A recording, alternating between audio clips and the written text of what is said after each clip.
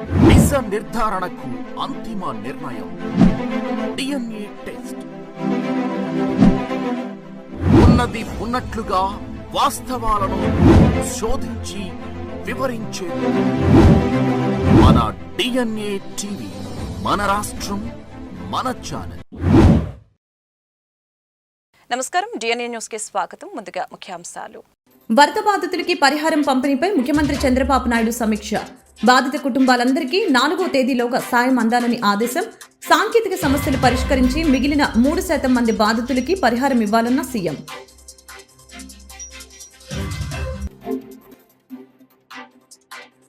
సాగునీటి సంఘాల ఎన్నికలపై అధికారులతో మంత్రి నిమ్మల రామానాయుడు సమీక్ష.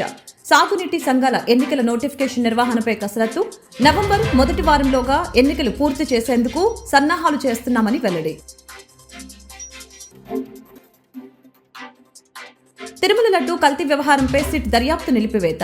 శ్రీవారి లడ్డూలో జంతు కొవ్వు కలిసిందా అని గత 3 రోజులుగా సిట్ విచారణ.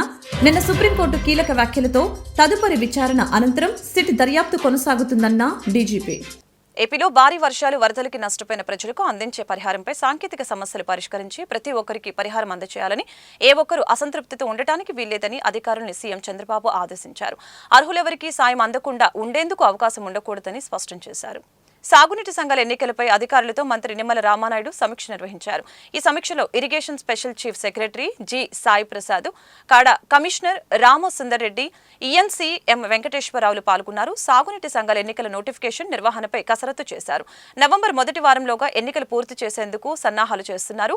నిర్వీర్యమైన సాగునీటి వ్యవస్థను నీటి సంఘాల ద్వారా రైతుల ప్రాతినిధ్యంతో గాడిలో పెట్టే ప్రయత్నం చేస్తున్నామని మంత్రి నిమ్మల రామానాయుడు వివరించారు. తిరుమల శ్రీవారి లడ్డు ప్రసాదం తయారీకి ఉపయోగించిన నెయ్యిలో జంతు కొవ్వు కలిసిందన్న నేపథ్యంలో ఏపీ ప్రభుత్వం సిట్ దర్యాప్తునికి ఆదేశించిన సంగతి తెలిసిందే. గత 3 రోజులుగా సిట్ సభ్యులు తిరుపతిలో మకాం వేసి ముమ్మరంగా దర్యాప్తు కొనసాగించారు. అయితే నేడు కీలక పరిణామం చోటు చేసుకుంది. సిట్ దర్యాప్తుని తాత్కాలికంగా నిలిపివేశారు. ఈ మేరకు రాష్ట్ర డీజీపీ ద్వారకా తిరుమలరావు వెల్లడించారు. లడ్డు కల్తీ వ్యవహారంలో సుప్రీంకోర్టు ఆదేశాల నేపథ్యంలో కూటమి ప్రభుత్వం తరపు న్యాయవాదులు చేసిన సూచనలతో ఈ నిర్ణయం తీసుకున్నామని చెప్పారు. సుప్రీంకోర్టులో తదుపరి విచారణ అక్టోబర్ 3న అనంతరం అత్యున్నత న్యాయస్థానం ఆదేశాలకు అనుగుణంగా సిట్ విచారణ మళ్లీ కొనసాగుతుందని డీజీపీ తెలిపారు. మంగళగిరి నియోజకవర్గంలో తొలి అడుగు పైలట్ ప్రాజెక్టు పేరుతో స్కిల్ డెవలప్మెంట్ ప్రాజెక్టుకి శ్రీకారం. మంగళగిరి నియోజకవర్గంలోని 3 మండలాలతో పాటు తుళ్లూరు, ఈ 4 మండలాల్లో 100 గ్రామ సచివాలయాల్లో 675 మంది ఎన్యూమరేటర్స్తో సర్వే నిర్వహించారు. ఈ సర్వేలో ప్రతి ఇంటిలోని నిరుద్యోగ యువతను గుర్తిస్తూ వారి చదువు మరియు స్కిల్స్ నైపుణ్యతపై ఆరా తీశారు. 25 రకాల క్వశ్చన్లతో సర్వే నిర్వహించారు. ఈ సర్వే ద్వారా యువతకు ఉద్యోగ అవకాశాలు మరియు స్కిల్స్ పెంచే విధంగా తోడ్పడుతోంది. ఈ పైలట్ ప్రాజెక్టు నెల రోజుల్లో పూర్తి చేసి రాష్ట్రంలో కూడా ముందుకు తీసుకువెళ్లే విధంగా అడుగులు పడుతున్నాయి. నమస్కారం, నా పేరు అనిల్ కుమార్. నేను ఏపీ స్కిల్ డెవలప్మెంట్ కార్పొరేషన్ లీడ్గా పనిచేస్తున్నాను. నిన్ననే గుంటూరు జిల్లాలోని మంగళగిరి మరియు తాటిపూడి నియోజకవర్గంలోని తుళ్లూరు మండలాల్లో AP skill census survey start చేయడం జరిగింది. గౌరవ ముఖ్యమంత్రి వర్యులు శ్రీ నారా చంద్రబాబు నాయుడు గారి యొక్క ఆదేశాల మేరకు గౌరవ మంత్రివర్యులు శ్రీ నారా లోకేష్ గారి యొక్క సారథ్యంలో ఈ కార్యక్రమాన్ని భారతదేశంలోని తొలిసారిగా ప్రతిష్టాత్మకంగా చేపట్టడం జరిగింది. ఈ కార్యక్రమాన్ని మంగళగిరి మరియు తాటిపూడి నియోజకవర్గాల్లోని 100 గ్రామ సచివాలయాల పరిధిలో చేపట్టడం జరిగింది.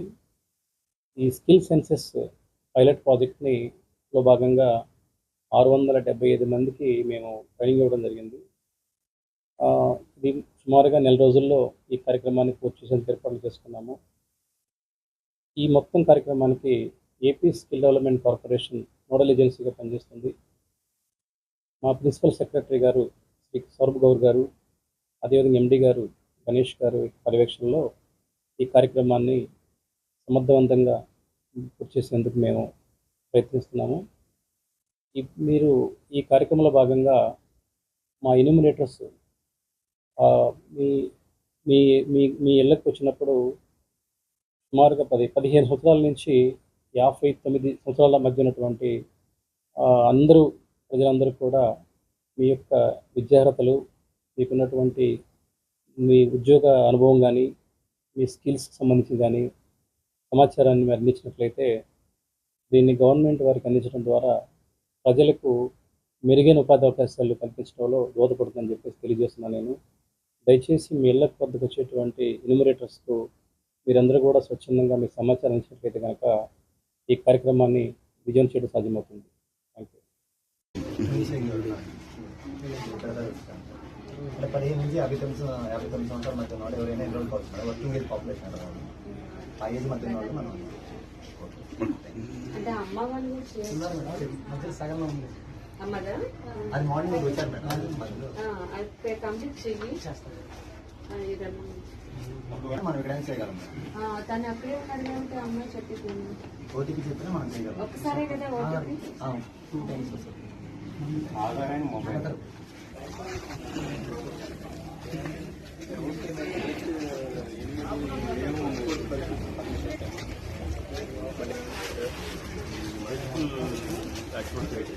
బాబు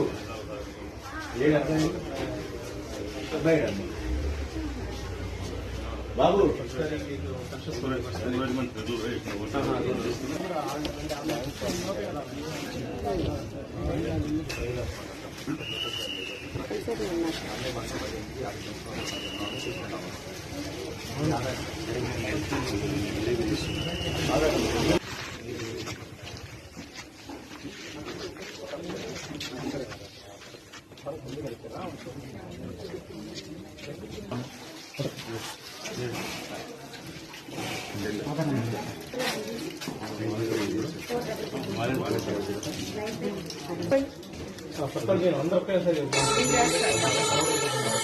ఒకటి వాళ్ళు చేయొచ్చు.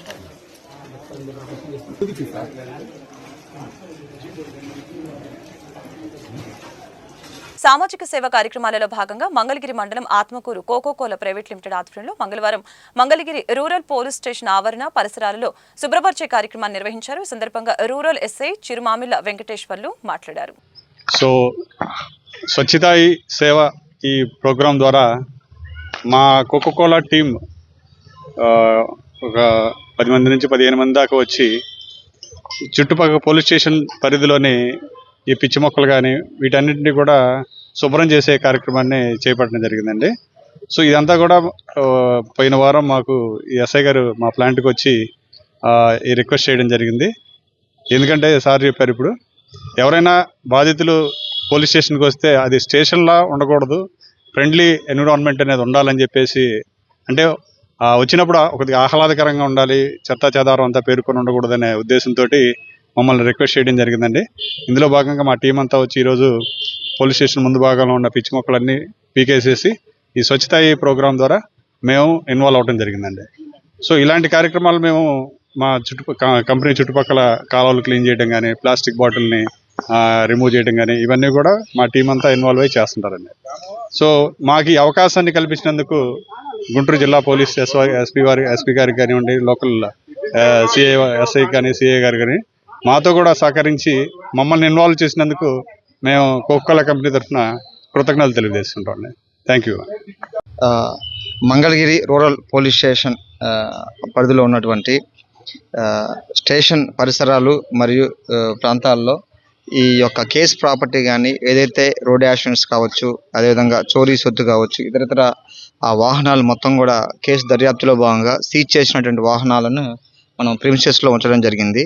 అదేవిధంగా స్టేషన్ పరిసరాలు కానీ, చుట్టుపక్కల ఇన్సైడ్ కానీ, అవుట్ సైడ్ కానీ మొత్తం కూడా ఈ పిచ్చి మొక్కలు మరియు ముళ్ళ పొదలతో బుషెస్ తోటి అస్తవ్యస్తంగా ఉన్న పరిస్థితుల్లో లోకల్ సోషల్ రెస్పాన్సిబిలిటీలో భాగంగా మన పరిధిలో ఉన్నటువంటి పెద్దవడ్లపూడిలో ఉన్న కోకోకోలా ఫ్యాక్టరీని సందర్శించి యాజమాన్యానికి కావడం జరిగింది. అక్కడ ఉన్నటువంటి మేనేజర్ గారు అయిన యు శివారెడ్డి గారు కానీ, అదేవిధంగా మెయింటెనెన్స్ మేనేజర్ అయినటువంటి ఉదయ్ కుమార్ గారు కానీ చాలా చక్కగా స్పందించారు. వాళ్ళు కూడా వాళ్ళ ఫ్యాక్టరీ విధి విధానాల్లో భాగంగా సామాజిక సేవా కార్యక్రమాల్లో ముందుంటామని చెప్పి వాళ్ళు చక్కగా స్పందించి వెంటనే వాళ్ళ టీం తోటి శివరెడ్డి గారు కానీ ఉదయ భాస్కర్ గారు కానీ వాళ్ళ టీంతో వచ్చి మన స్టేషన్ యొక్క పరిసరాలు ఎప్పుడు కూడా బాధితులు పోలీస్ స్టేషన్కి వచ్చినప్పుడు వాళ్ళు ఎంతో సాధారణంగా ఆహ్వానించబడాలి, పరిసరాలు శుభ్రంగా ఉండాలి, అప్పుడే బాధితుడు సత్వర న్యాయం పొందుతాడు అనే ఒక కాన్సెప్ట్తో వచ్చి వాళ్ళు కూడా శుభ్రం చేశారు. చాలా హర్షణీయం, చాలా సంతోషదగ్గ విషయం. వాళ్ళందరికీ వాళ్ళుగా వచ్చి సోషల్ రెస్పాన్సిబిలిటీలో భాగంగా ఇది మన కార్యాలయం, మన ఆఫీసు, ప్రజలు మనం అనే భావంతో వచ్చి చక్కగా క్లీన్ చేశారు. ఇదే విధంగా మన ఉన్నటువంటి మన ఏరియాలో ఏదైతే ఉన్నాయో మిగతా ఫ్యాక్టరీస్ కావచ్చు, అదేవిధంగా కంపెనీస్ కావచ్చు, వాళ్ళు కూడా సోషల్ రెస్పాన్సిబిలిటీ ఫండ్స్ ఏదైతే ఉందో దానికి సంబంధించి ప్రజలకు మేలు చేసే విధంగా వాళ్ళ చర్యలు ఉండాలని చెప్పి, మరీ ముఖ్యంగా సీసీ కెమెరాల ఏర్పాటు కానీ, లేదంటే బాధితుల పట్ల సత్వర న్యాయం కోసం కానీ, లేదు పేదల బడుగు బలహీన వర్గ వాళ్ళకి వారంతర వారుగా వాళ్ళ చేతనైన సహాయం చేసి సమాజ అభివృద్ధికి దోహదపడాలని మనస్ఫూర్తిగా కోరుకుంటున్నాను. మరి మా ఉన్నతాధికారులైన ఎస్పీ సార్ కానీ, మా పై పోలీస్ అధికారులు కానీ మాకు ఆదేశించిన ప్రకారం బాధితులు స్టేషన్కి వచ్చేసి ప్రశాంత వాతావరణం తిరిగి వెళ్ళాలి, మరియు స్టేషన్ పరిసరాలు శుభ్రంగా ఉంచుకోవాలని ఆదేశించారు. ఆ ఆదేశాల్లో భాగంగా ఈరోజు మీ యొక్క కార్యక్రమాలు ఏర్పాటు చేయడం. రోడ్డు వైండింగ్ పేరుతో నగరంలోని కన్యకా పరమేశ్వరి దేవాలయం సమీపంలో గత 40 ఏళ్లుగా ఉన్న రాజీవ్ గాంధీ విగ్రహాన్ని నగరపాలక సంస్థ అధికారులు తొలగించడం దుర్మార్గమని కాంగ్రెస్ పార్టీ విద్యార్థి విభాగం ఎన్ఎస్యుఐ జిల్లా అధ్యక్షులు షేక్ కరీం ఆగ్రహం వ్యక్తం చేశారు. మంగళవారం నగరంలోని కన్యకా పరమేశ్వరి దేవాలయ సమీపంలోని తొలగించిన రాజీవ్ గాంధీ విగ్రహం వద్ద నిరసన వ్యక్తం చేశారు. ఈ సందర్భంగా షేక్ కరీం మీడియాతో మాట్లాడుతూ ఇలాంటి ముందస్తు సమాచారం లేకుండా రాజీవ్ గాంధీ విగ్రహాన్ని తొలగించడం దుర్మార్గమని తెలియజేశారు. కార్యక్రమంలో పెద్ద సంఖ్యలో ఎన్ఎస్యుఐ నేతలు, విద్యార్థులు పాల్గొన్నారు.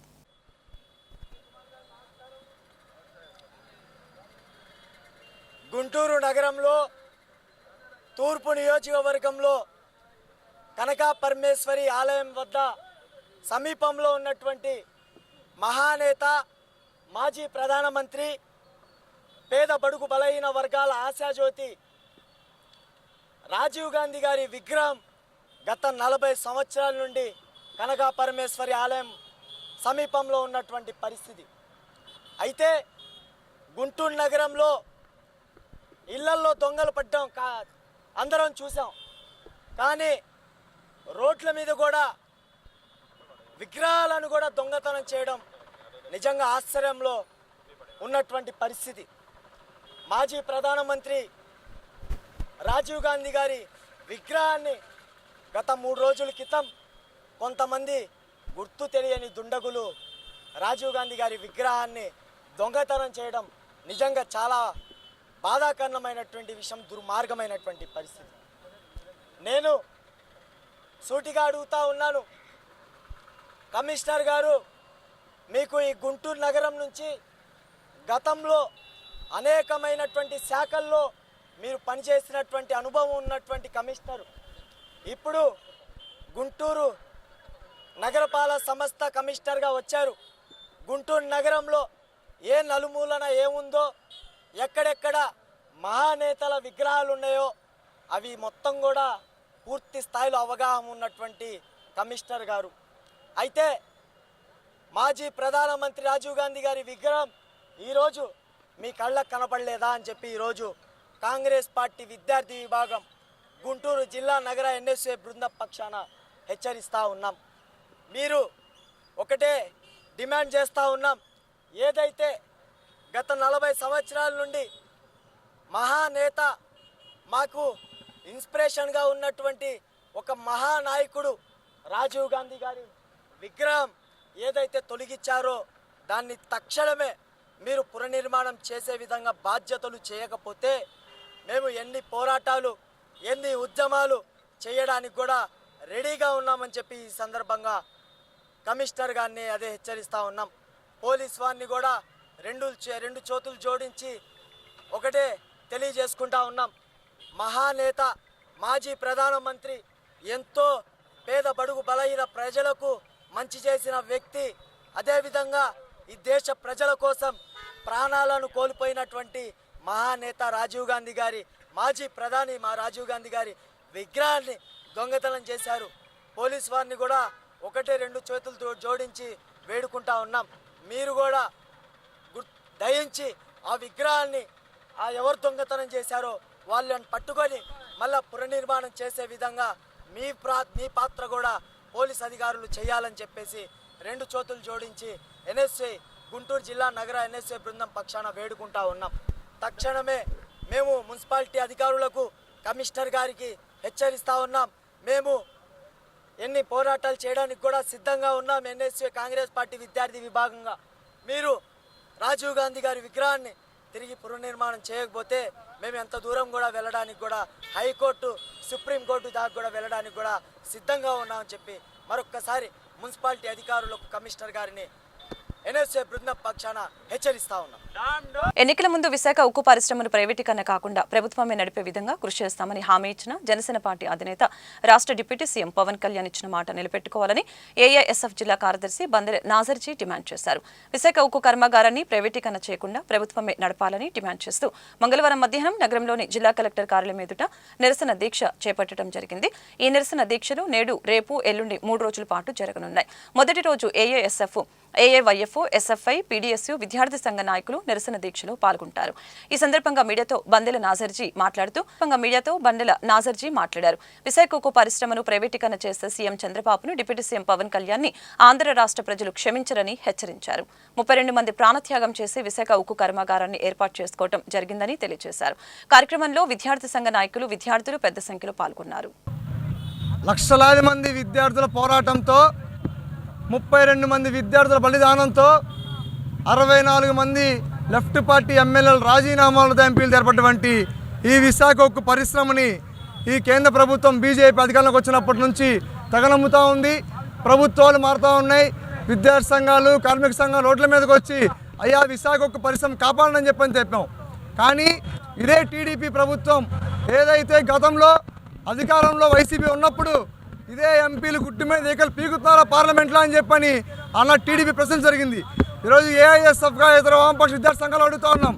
మీరు ఇంతమంది గెలిచారు, ఎంపీలు కూటమి ప్రభుత్వంలో ఉన్నారు, మీరు గుట్టు మీద ఏకలు పీకుతున్నారో పార్లమెంట్లో అని చెప్పని మేము ఏఐఎస్ఎఫ్ ప్రశ్నిస్తూ ఉన్నాం. ఏం పార్లమెంట్లో మీ నోర్లు మోగపోయినాయి అని చెప్పని ఆల్ ఇండియా స్టూడెంట్ ఫెడరేషన్ అడుగుతూ ఉన్నాం. గత కొన్ని సంవత్సరాలు చెప్తా ఉన్నాం, అయ్యా విశాఖ ఉక్కు పరిశ్రమలు అమ్మేస్తే లక్షలాది మంది ప్రత్యక్షంగా, పరోక్షంగా దాని మీద జీవిస్తూ ఉన్నారు, అది అమ్మద్దని చెప్పని. ఒక పక్క తెలంగాణలో కేసీఆర్ గారు ఈరోజు అది అమ్మేస్తూ ఉంటే సింగరేణిని ప్రభుత్వ రంగ సంస్థగా కొనసాగించుకుంటాం, మా ఆత్మగౌరవం ఎవరి కాళ్ళ దగ్గర తాకట్టు పెట్టమని చెప్పని ఈరోజు సింగరేణి ప్రభుత్వ రంగ సంస్థ కొనసాగిస్తూ ఉన్నారు. మరి మీరు మాత్రం వందలాది కోట్ల ఫండ్స్ తీసుకుంటూ ఉన్నారు వర్షాకాలం అని చెప్పని. ఈరోజు వరద బాధితులకు ఏం అందలేదు. మేము పవన్ కళ్యాణ్ గారు అడుగుతూ ఉన్నాం, మీ డిప్యూటీ సీఎంగా రాకముందు జనసేనలో ఉన్నప్పుడు, కూటమిలో ఏర్పడినప్పుడు అనేక సభల్లో చెప్పారు, ఎలా పడితే అలా వ్యంగ్యంగా ఎంపీలు మారడం జరిగింది, వైసీపీ ఎంపీలని. మేము ఈరోజు అడుగుతూ ఉన్నాం, మీరు కూటమి ప్రభుత్వం ఏర్పడటానికి ఏమన్నా విశాఖ ఉక్కు పరిశ్రమ అమ్మేస్తాం, మీ కాళ్ళ దగ్గర పెడతామని చెప్పని ముందుగానే అగ్రిమెంట్ చేస్తున్నారని చెప్పని ఈరోజు ఏఐఎస్ఎఫ్గా మేము ప్రశ్నిస్తూ ఉన్నాం. అలాంటి పవన్ కళ్యాణ్ గారు చెప్పడం జరిగింది, తెలంగాణ విడిపోతేనే నాకు అసలు ఆకలి వేయలేదు, నేను అన్నం తినలేదని చెప్పని. మరి సొంత రాష్ట్రంలో మీరు ఎమ్మెల్యే గెలిచేటువంటి అదే ప్రాంతాల్లో ఈరోజు విశాఖ ఉక్కు పరిశ్రమ అమ్మేస్తూ ఉంటే మీరు ఎట్లా తిరుగుతూ ఉన్నారు? కేవలం లడ్డూ పేరు చెప్పుకొని రాజకీయాలు చేస్తూ దీక్షలు చేస్తూ ఉన్నాం, మాలలు వేసుకుంటామని చెప్పని జనసేన నాయకులు ప్రతి ఒక్కరు మాలలు వేసుకోమని చెప్పని పిలుపునిచ్చారు. మరి విశాఖ ఉక్కు పరిశ్రమ అమ్మేస్తుంటే మీరు ఎందుకు కనీసం జనసేన నాయకులకి, కూటమి నాయకులకి మన రోడ్ల మీదకి రావాలి, ఢిల్లీకి వెళ్ళాలి, నేను ప్రధానంగా ప్రశ్నిస్తా అని చెప్పని వచ్చాను. కాబట్టి గత ప్రభుత్వం ప్రశ్నించలేదు, నేను ప్రశ్నిస్తా అని చెప్పి అధికారంలోకి వచ్చేటువంటి ఈ so called deputy CM Pawan Kalyan గారిని మేము విద్యార్థి సంఘాలు అడుగుతూ ఉన్నాం, అయ్యా మీరు ఈ మత రాజకీయాలు పక్కన పెట్టి ఈ రాష్ట్రంలో ప్రధానంగా తెలుగు ఆత్మగౌరవమైనటువంటి విశాఖ ఉక్కు పరిశ్రమని ప్రభుత్వ రంగ సంస్థగానే కొనసాగించే విధంగా పైన కూటమి ప్రభుత్వంతో మాట్లాడతారా, లేదా ఇంకేం లాబింగ్ చేస్తారా? ఇవన్నీ విద్యార్థి సంఘాలకు అనవసరం. మీరు ఖచ్చితంగా విశాఖ ఉక్కు పరిశ్రమను పోరాడి ఖచ్చితంగా ప్రభుత్వ రంగ సంస్థ కొనసాగించేంత వరకు ఈ కూటమి ప్రభుత్వం పైన విద్యార్థులు పోవడం ఆగదని చెప్పని హెచ్చరిక జారీ చేస్తూ ఉన్నాం. ఈరోజు విశాఖ ఉక్కు పరిశ్రమని కాపాడుతామని చెప్పి రాష్ట్ర ప్రభుత్వం అధికారంలోకి వచ్చింది. కానీ ఈరోజు 5,000 మంది కాంట్రాక్ట్ ఉద్యోగుల్ని తీసేసేటువంటి పరిస్థితి ఉంది. అదేవిధంగా 2,000 మంది పర్మనెంట్ ఉద్యోగుల్ని ఇతర ప్రాంతాలకి ట్రాన్స్ఫర్ పేరుతోటి పంపిస్తున్నారు. ఈరోజు ఎస్ఎఫ్ఐగా ఇతర వామపక్ష విద్యార్థి సంఘాలకు అడుగుతున్నాం, కాపాడే వాళ్ళు అయితే ఎందుకు ఇలా చేస్తున్నారు? కాపాడే ఉద్దేశం ఉంటే ఎందుకు కొన్ని ఉన్నటువంటి బ్లాకుల్ని మూసేశారు, ఉద్యోగులను ఎందుకు పంపించేస్తున్నారు? ఇది మీరు చాలా తప్పు చేస్తున్నారు. అధికారంలోకి వచ్చే ముందు మీరు చెప్పినటువంటి మాటలేంటి, అధికారంలోకి వచ్చిన తర్వాత మీరు మాట్లాడే మాటలేంటి అని చెప్పి మేము ఎస్ఎఫ్ఐగా ఇతర వామపక్ష సంఘాలుగా ప్రశ్నిస్తున్నాం. మొన్న ప్రెస్ మీట్లో చంద్రబాబు నాయుడు గారు కొన్ని త్యాగాలు చేయాలి, లాభాలు రాకపోతే మనం ఏం చేస్తాం, ఎంతవరకు కాపాడుతామని అడుగుతున్నారు. ఇదే గొంతు ప్రతిపక్షంలో ఉన్నప్పుడు ఎందుకు రాలేదు? ఆ ఓట్లు అడిగేటప్పుడు మేము విశాఖ ఉక్కు పరిశ్రమకి కట్టుబడి ఉండమని ఎందుకు మాట్లాడలేదు? ఈరోజు మీరు అధికారంలోకి వచ్చిన తర్వాత మాట మారుతాం చాలా అన్యాయం. విశాఖ ఉక్కు పరిశ్రమ తెలుగువాడి ఆత్మగౌరవం, మీరు పార్టీ పెట్టిన ఉద్దేశం, తెలుగుదేశం పార్టీ పెట్టిన ఉద్దేశం తెలుగువాడి ఆత్మగౌరవాన్ని ఢిల్లీలో తాకట్టు పెట్టకూడదు అని చెప్పి ఎన్టీఆర్ గారు పెట్టారు. అలాంటిది ఈరోజు తెలుగువారి ఆత్మగౌరవంగా ఉన్నటువంటి విశాఖ ఉక్కు పరిశ్రమని మీరు ఎలా అమ్మేస్తారని చెప్పి మేము ప్రశ్నిస్తున్నాం. తక్షణమే మన రాష్ట్ర ప్రభుత్వం ఢిల్లీ కేంద్ర ప్రభుత్వం మీద ఒత్తిడి తీసుకురావాలి, విశాఖ ఉక్కు పరిశ్రమ ప్రైవేటీకరణ ఆపాలని చెప్పి, లేకపోతే పెద్ద ఎత్తున ఆందోళనకు దిగుతామని చెప్పి హెచ్చరిస్తున్నాం. విశాఖ ఉక్కు ఆంధ్రుల హక్కు అని ఆనాడు ఇందిరాగాంధీ మీద పోరాటం చేసి సాధించుకున్న విశాఖ ఉక్కుని ఇప్పుడు మీ ఇష్టం వచ్చినట్టుగా ప్రైవేటీకరణ చేస్తూ ఉంటే అఖిల భారత యువజన సమాఖ్య కానీ మిగతా విద్యార్థి యువజన సంఘాలు ఏవి కూడా చూస్తూ ఊరుకోమని, ఇప్పటికైనా తక్షణమే మీరు విశాఖ ఉక్కు మీద ఈ రాష్ట్రంలో ఉన్న ఎంపీలు మొత్తం కూడా పార్లమెంట్లో గలమిప్పాలని, మన రాష్ట్రానికి సంబంధించి ఇప్పటికీ ప్రజెంట్ రాజధాని కూడా సరిగ్గా లేదు కాబట్టి మన రాష్ట్రానికి ఏదైనా ఉందంటే ఒక తలకాయ లాంటిది విశాఖ ఉక్కు అనేది ఈ రాష్ట్రంలో ఉన్న ప్రజలు కూడా భావిస్తూ ఉన్నారు. ఇప్పుడు అది కనుక ప్రైవేటీకరణ జరిగితే ఈ రాష్ట్రానికి రాజధాని లేదు, అదేవిధంగా విశాఖ ఉక్కు లేకపోతే ఈ రాష్ట్రం ఏ విధంగా డెవలప్ అవుతుందని ఈ రాష్ట్రంలో ఉన్న అన్ని వర్గాల ప్రజలు కూడా భావిస్తూ ఉన్నారు. దాన్ని దృష్టిలో పెట్టుకొని ఈ రాష్ట్రంలో ఉన్న 25 మంది ఎంపీలు కూడా ఈ పార్లమెంట్లో వైజాగ్ స్టీల్ ప్లాంట్ గురించి మాట్లాడి దీన్ని ప్రైవేటీకరణ కాకుండా చూడాలని అఖిల భారతీయ యువజన సమాఖ్య ఏవైఫ్గా మేము డిమాండ్ చేస్తాం. లేని పక్షంలో ఈ రాష్ట్రంలో ఉన్న ఎంపీలు మొత్తాన్ని, ఈ రాష్ట్రంలో ఉన్న 25 మంది ఎంపీలని ముట్టడిస్తామని అఖిల భారతీయ యువజన సమాఖ్యగా మేము డిమాండ్ చేస్తా ఉన్నాం. తిరుమల ప్రసాదం లడ్డు తయారీలో కల్తీ నెయ్యి వాడి వైసీపీ పాలనలో స్వామివారికి జరిగిన అపచారాన్ని మన్నించాలని కోరుతూ డిప్యూటీ సీఎం పవన్ కళ్యాణ్ ప్రాయశ్చిత దీక్ష చేపట్టిన సంగతి తెలిసిందే. దీనికి సంఘీభావంగా జన సైనికులు, వీర మహిళలు గుంటూరు కొత్తపేట ఆంజనేయ స్వామి దేవాలయంలో మంగళవారం శాస్త్రోక్తంగా పూజలు నిర్వహించారు. ఈ కార్యక్రమంలో గుంటూరు తూర్పు ఎమ్మెల్యే మహమ్మద్ నజీర్ అహ్మద్, జనసేన పార్టీ రాష్ట్ర ప్రధాన కార్యదర్శి బోనపోయిన శ్రీనివాస్ యాదవ్, జిల్లా అధ్యక్షులు గాది వెంకటేశ్వరరావు పాల్గొన్నారు. ఈ సందర్భంగా ఎమ్మెల్యే నజీర్ అహ్మద్ మాట్లాడారు. తిరుమల తిరుపతి దేవస్థానం పవిత్రతను ఎన్డీఏ కూటమి ప్రభుత్వం కాపాడుతుందని చెప్పారు. నెయ్యి కల్తీ నిందితుల్ని రాష్ట్ర ప్రభుత్వం కఠినంగా శిక్షిస్తుందని అన్నారు. ఈ కార్యక్రమంలో జనసేన పార్టీ నాయకులు మేకల రవీంద్రబాబు, సికాబాలు, పాకనాటి రమాదేవి, బీజేపీ జిల్లా అధ్యక్షులు వనమ నరేంద్ర, కొనకల సత్యనారాయణ తదితరులు పాల్గొన్నారు.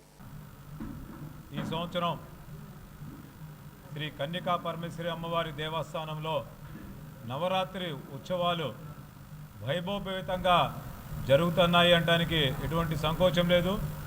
ఈ యొక్క గుంటూరు నగరంతో పాటు గుంటూరు జిల్లాలో ఉన్న భక్తులందరూ కూడా ఈ 9 రోజుల నవరాత్రి రోజు వచ్చి అమ్మవారిని దర్శించుకొని అమ్మవారి కృపకి పాత్రలు కాగలరని కూడా తెలియజేస్తున్నాము. ఈ సంవత్సరం ఈ దసరా నవరాత్రులకు విశేషమైన సౌకర్యాలు కల్పించడం జరిగింది. భక్తుల సౌకర్యమే పరమావధిగా గుంటూరు తూర్పు నియోజకవర్గం శాసనసభ్యులు నజీర్ గారి ప్రత్యేక పర్యవేక్షణలో దాదాపు వారంలో 2 సార్లు ఈ దేవాలయాన్ని సందర్శించి ఎటువంటి అసౌకర్యం కలగకుండా భక్తులకి తగిన ఏర్పాట్లు చేస్తున్నారు.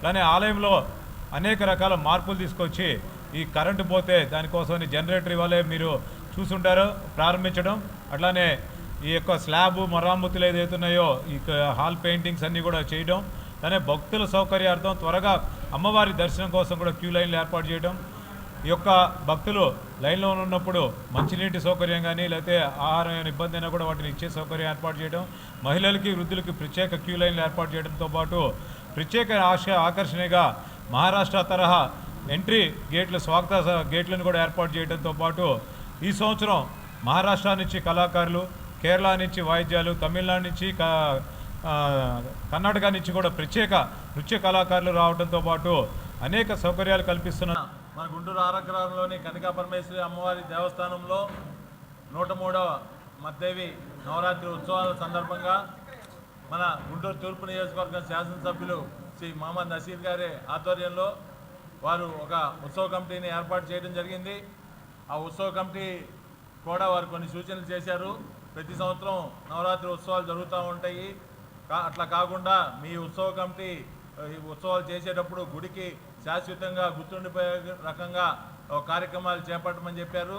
దానిలో భాగంగా మనం గుడికి ఒక జనరేటర్ కొనుగోలు చేశాము. అట్లాగే గుడికి సంబంధించి రిపేర్లు కూడా కొన్ని మౌలిక వసతులు కూడా కల్పించాము. సుమారు 15 లక్షల రూపాయల వరకు మౌలిక వసతులు కల్పించాము. అట్లాగే ఉత్సవాలు కూడా వారి సూచనల ప్రకారం గతంలో కంటే ఘనంగా వైభవంగా జరగాలని చెప్పి వారి అభిప్రాయం ప్రకారం మేము దానికి తగ్గట్టుగా ఏర్పాట్లు చేస్తున్నాము. 3వ తారీఖు నుంచి కూడా ఉత్సవాలు ప్రారంభమవుతాయి. ఆ ఉత్సవాల్లో కూడా మనకి అతిథులుగా నజీర్ గారు ఆహ్వానం మేరకు గౌరవ ముఖ్యమంత్రులు చంద్రబాబు నాయుడు గారిని, లోకేష్ గారిని, పవన్ కళ్యాణ్ గారిని, పురంధరేశ్వరి గారిని, అట్లాగే దేవాదాయ శాఖ మంత్రి రామనారాయణ రెడ్డి గారిని వారిని కూడా ఆహ్వానిస్తున్నాము. వారు కూడా మన దేవస్థానానికి వచ్చి అమ్మవారిని దర్శించుకొని ఆశీస్సులు పొందే అవకాశం ఉంది. అట్లాగే ఉత్సవాలు రాష్ట్రంలోనే అతి పురాతనమైనటువంటి 103 సంవత్సరాల చరిత్ర కలిగినటువంటి శ్రీ వాసవి కన్యక పరమేశ్వరి దేవాలయానికి సంబంధించినటువంటి దేవీ నవరాత్రుల ఉత్సవాల కోసం ఒక నూతన కమిటీని ఏర్పాటు చేసి గతంలో ఎప్పుడు జరగనటువంటి విధంగా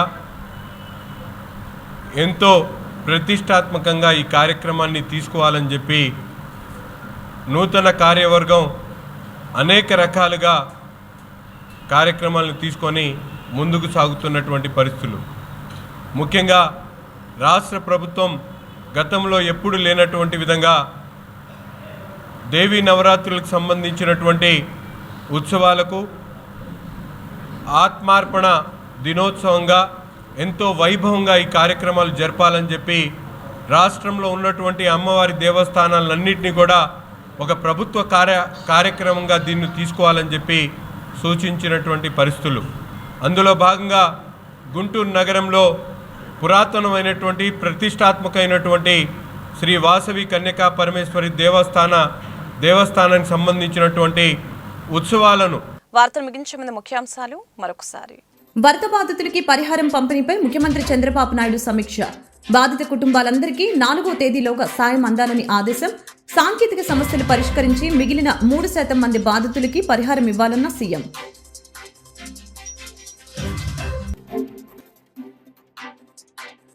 సాగునీటి సంఘాల ఎన్నికలపై అధికారులతో మంత్రి నిమ్మల రామానాయుడు సమీక్ష. సాగునీటి సంఘాల ఎన్నికల నోటిఫికేషన్ నిర్వహణపై కసరత్తు. నవంబర్ మొదటి వారంలోగా ఎన్నికలు పూర్తి చేసేందుకు సన్నాహాలు చేస్తున్నామని వెల్లడి. తిరుమల లడ్డూ కల్తీ వ్యవహారంపై సిట్ దర్యాప్తు నిలిపివేత.